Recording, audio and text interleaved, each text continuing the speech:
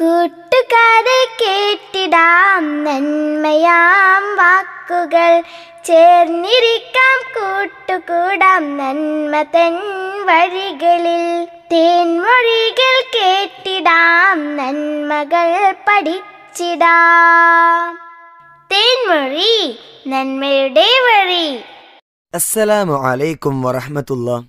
ബിസ്മില്ലാ, അൽഹംദുലില്ലാ, വസ്സലാത്തു വസ്സലാമു അലാ റസൂലില്ലാ. സ്നേഹമുള്ള എൻ്റെ കൂട്ടുകാരെ, എല്ലാവരും ഞായറാഴ്ചയാകാൻ കാത്തിരിക്കുകയായിരിക്കും അല്ലേ? തേൻമൊഴി കേട്ട് നന്മകൾ ജീവിതത്തിലേക്ക് പകർത്തി എല്ലാവരും നല്ല കുട്ടികളായിട്ടുണ്ടാകും അല്ലേ? അള്ളാഹു അതിനുള്ള തൗഫീക്ക് നമ്മൾക്ക് നൽകി അനുഗ്രഹിക്കുമാറാകട്ടെ. ഖുർആൻ നന്മകൾ കരസ്ഥമാക്കാനുള്ള ധാരാളം മാർഗങ്ങൾ നമ്മൾക്ക് പറഞ്ഞു തരുന്നുണ്ട്. അതിൽ പ്രധാനപ്പെട്ട ഒന്നാണ് സഹകരിക്കുക എന്നുള്ളത്. വീട്ടിൽ നമ്മുടെ ഉമ്മാക്ക്, നമ്മുടെ ഉപ്പാക്ക് സഹകരിച്ചു കൊടുക്കുന്നതിൽ നമ്മൾക്ക് ധാരാളം കൂലി ലഭിക്കും.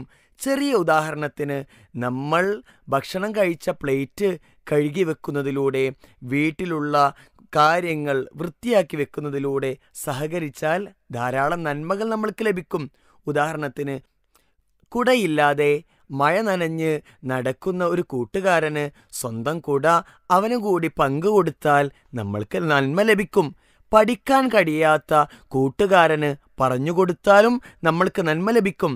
വസ്ത്രമില്ലാത്തവന് നമ്മുടെ വസ്ത്രം നൽകിയാൽ നമ്മൾക്ക് ധാരാളം നന്മ ലഭിക്കും. മാത്രമല്ല, പാവപ്പെട്ട ഒരു മനുഷ്യന് പണം നൽകിക്കൊണ്ട്, വൃദ്ധനായൊരു മനുഷ്യനെ സഹായിച്ചുകൊണ്ട്, അങ്ങനെ പരസ്പരം സഹകരിച്ചാൽ അള്ളാഹുവിൻ്റെ അടുക്കൽ ധാരാളം നന്മകൾ നമ്മൾക്ക് ലഭിക്കും. അതുകൊണ്ട് നമ്മൾക്ക് കഴിയുന്ന എല്ലാ കാര്യങ്ങളും പരസ്പരം സഹകരിച്ചുകൊണ്ട് നമ്മൾ മുന്നോട്ടു പോകണം. എങ്കിൽ സഹകരിച്ചതിനും സഹായിച്ചതിനും സ്വർഗമാണ് എനിക്കും നിങ്ങൾക്കും ലഭിക്കുക. അതുകൊണ്ട് എല്ലാവരും സ്നേഹിച്ചും സഹകരിച്ചും പരസ്പരം പ്രാർത്ഥിച്ചും മുന്നോട്ടു പോവുക. അള്ളാഹു നമ്മളെ എല്ലാവരെയും അനുഗ്രഹിക്കുമാറാകട്ടെ. അസ്സലാമു അലൈക്കും വറഹ്മത്തുള്ളാഹി. മധുവൂറും തേൻമൊഴി, അലിവിൻ്റെ നേർവഴി, അതിരില്ല സന്തോഷത്തിൻ അറിവേകും തേൻമൊഴി. തേൻമൊഴി നന്മയുടെ വഴി.